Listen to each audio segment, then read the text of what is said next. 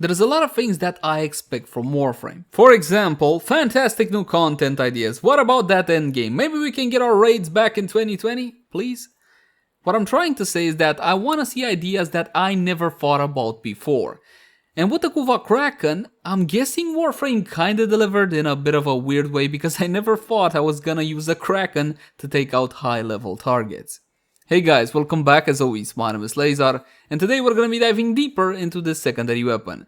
I got a cheapo build, something that most players should be able to afford, but of course we also have the quote-unquote endgame setup with a Riven. That said though, please bear in mind that my builds and guides usually take a new player friendly approach. That's because there's a lot of info here and I want anybody watching to understand how the weapon functions and how it should be built. So in case you're a veteran and you already know most of the stuff, please bear with me. And with that out of the way, let's jump into the Kuva Kraken. Let's begin by checking out how the weapon handles without any mods equipped, and for that, just a couple of free shots. Now the Kuva Kraken is your basic Kraken with a bit of a twist, and let me show you exactly what I mean. First of all, this is a burst pistol, and per shot you're going to be consuming 1, 2, 3 bullets total. Your magazine is 21, so effectively you're going to be getting 7 shots out of this one before you need to reload. And the reload is on the quick side, so bear that one in mind. The uptime is pretty good on the weapon. Now, while the recoil is not something I would call light, it does line up perfectly to the fire rate. This would be full fire rate. And as you can see, most of the bullets did kinda land in the crosshairs, and this was 14-15 meters till the target. Now, here's the twist portion to the Kuva Kraken. Do you guys remember the secondary fire of the Pandero? Yeah, basically this one has it as well. It will unload the entire magazine in rapid fire fashion, and the recoil, as you can see, climbs to the upper right portion of the screen. Now, you don't need to have a full magazine. It will unload whatever you have left, again in rapid fire fashion. Like so. Strangely enough, it doesn't leave any bullet holes in the wall, so I can't show you the actual climbing recoil. That's weird, but that's pretty much it for the weapon's functionality. Next, let's have a comparison with the old Kraken. As you can see, my friends, this is a huge improvement over the original, but let's be honest, it's not like it would have been hard to make an improvement over the original. Same accuracy, but we got more critical chance, a lot more. That is what, from 5% to 21%, a bit more critical multiplier, better fire rate, much better magazine, better reload, more status chance. And when it comes to the damage portion of things, keep in mind that what you're seeing here is the base version of the Kuva Kraken.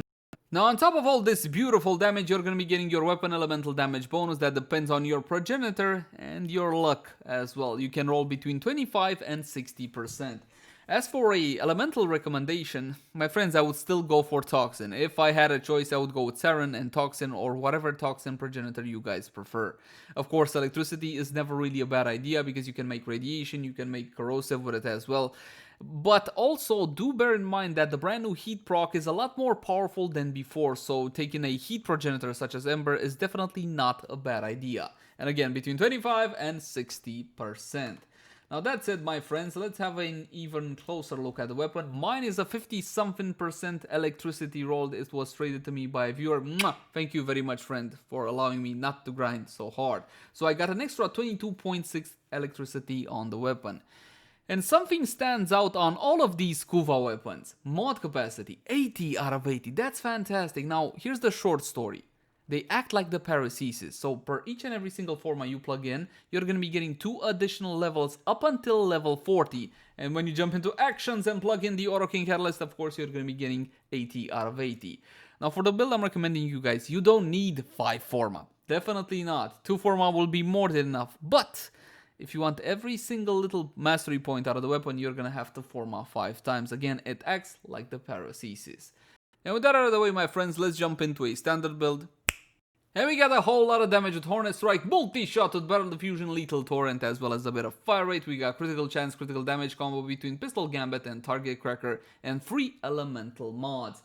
Now, this mod should have not been on the weapon. I should have left this open. This is your option slot, and I know a whole lot of guys prefer to go for crit. So if you prefer to go for crit, my friends, by all means go for Hydraulic Crosshair. It's a fantastic idea. I wouldn't go for sharpened bullets until I get at least 90% critical chance. So there you go.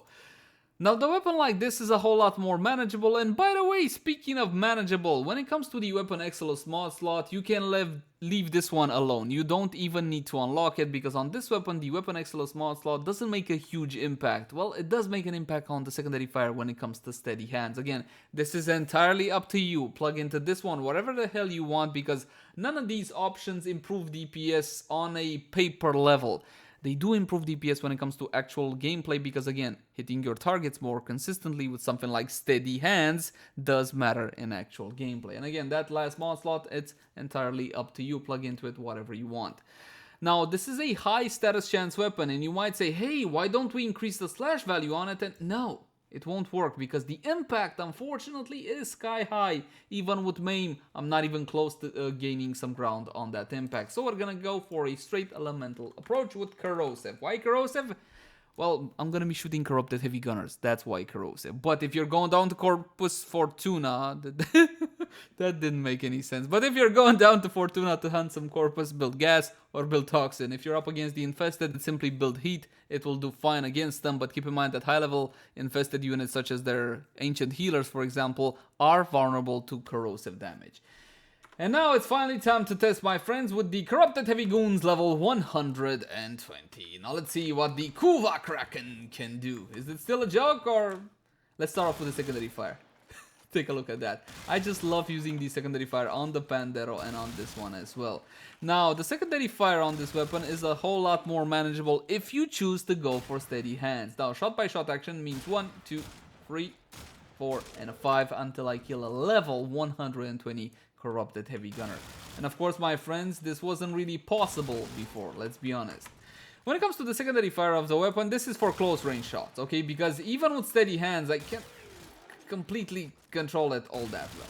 And as you can see, the weapon does have slight ammo issues. If you got carrier or carrier prime, if you want to use ammo pads, or instead of steady hands, you can use something like a pistol ammo mutation, it will be just fine. Along with the weapon Exilus mod slot, a lot of the whole I don't have ammo for this weapon issues have kinda disappeared, because again, we can use ammo pads. And speaking of which, oh, I'm completely out of ammo with 2 bullets to spare. I totally calculated that, just so you know. No, of course I didn't. But anyway, you do have a couple of build options when it comes to the weapon, but this would be the base way to go. Now, of course, I have not included Jolt on the weapon, even though it would have been better. Again, if you go for something like this, it will perform a little bit better, not a whole lot, just a little bit. Because Jolt is a bit on the expensive side, and this would be a cheapo build for anybody that doesn't have any expensive mods.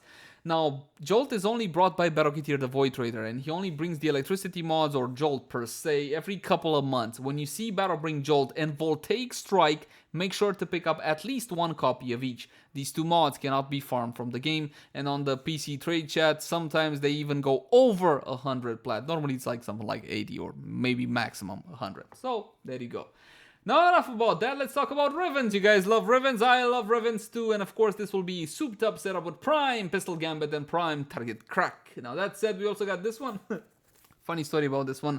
This was loaned to me by one of my clan mates that decided to quit Warframe, and he said, you know what, that Seer Riven, that Kraken Riven, that whatever Riven, you just keep them, I'll be back in a couple of years. So, he was gone. I got damage and fire rate and multi-shot, no negative, and this is definitely not the ideal Kraken Riven. For the ideal Kraken Riven, I would go to critical chance. Again, I would pump up that critical chance up until level 100. Again, 100% if at all possible. Then I would go for multi-shot and critical damage. But that's just my 2 cents on the matter. And of course, steady hands once again.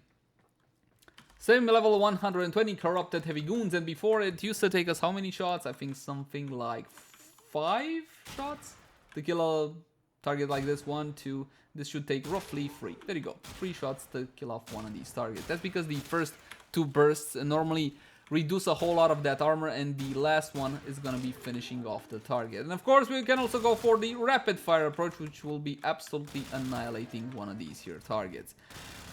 Now, my friends, there's still one more thing which we can do, but when it comes to Rivens for the Kraken, they're still not expensive. Even though the Kuva Kraken came out, the Kuva Kraken is a huge improvement over the original, but again, the original was a meme weapon for the most part. Nobody really played with it unless they wanted a real challenge. Kraken Rivens, however, have increased in price. They're no longer garbage that most people would use to dissolve or fuse together to get other Riven mods. Now they cost about, I think, 100 Platon rolls, something like that. If you see one, pick one up, because for the Kuva Kraken, it's definitely worth it. Yes, it's not one of the most powerful secondary weapons in the game, but then again, there's only a couple of them which would qualify for the most powerful secondary weapon in the game. Now, speaking about the most powerful assets in Warframe, Lady Mirage Prime. And for this one, now the following test is basically what we could do with Warframe buffs, okay? We're going to be adding Warframe buffs on top of everything. When it comes to the aura, you can use something like Pistol Lamp.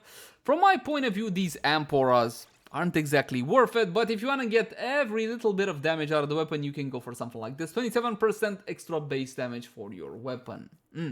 Here's the better idea against Grineer, Corrosive Projection. Every single time if you're up against Grineer, you can go with Corrosive Projection instead of an Amp Aura. So bear that one in mind. Now for Arcanes, we're going to be using double Arcane Avengers. Now these give you 30% critical chance bonus additive after, so it simply stacks on top of what you already have. You can double stack these, link in the cards right now for a full tutorial on Arcanes. It's about 15 minutes long, but hopefully it should be worth your time. And if you don't know everything about Arcanes, that video should help you out. And I think we're finally ready to kill some corrupted heavy goons level 120. Of course, we're gonna be unpausing the AI so they can hit me and I can get my buffs. Mirage's free ability for a fantastic damage increase, as well as her ever so lovely clones.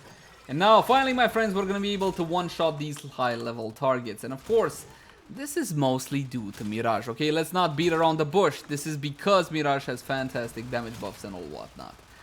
But have you ever thought you're gonna see a Kraken actually do something like this? I love the weapon. It's fantastic. And you know what? I love the idea behind the Kuva weapons in general, because it offers a new lease on life for weapons that were either meme weapons. For example, Kraken, Seer, Towncore. Yes, I know Towncore was not supposed to be a meme weapon, but it was, because it was very, very weak. And now we actually get to play with them, which is, from my point of view, a fantastic idea. I would prefer actual new weapons, yes, it's true, but I don't mind these reworks at all. As for the Kuva Kraken, in terms of performance, it's definitely decent, okay? It's not one of the best secondary weapons in the game, far from it, but if you ever wanted to play with a Kraken and actually make it kill high-level targets, this is definitely the time to do it. Try a gas build against Corpus, try a heat build versus Infested, and of course against something like the Grineer, you can go for Radiation, or even better yet, you can go for Corrosive. As always, my name has been Leyzar. Thank you guys so much for watching. Like, favorite, share, and subscribe if you enjoyed the content. If you got any sorts of feedback for me, I would love to read it in the comment section down below. Oh, by the way, sorry for the AFK. Getting my new computer ready for recording and everything kind of took a whole lot more than I thought, because Ryzen is a bit more problematic than I thought. But I'm back. I'm here to stay. And you can also catch me on Twitch, Facebook, Twitter, all the usual places. And if you love the content, consider supporting us via Patreon. But until next time, my friends, bye-bye.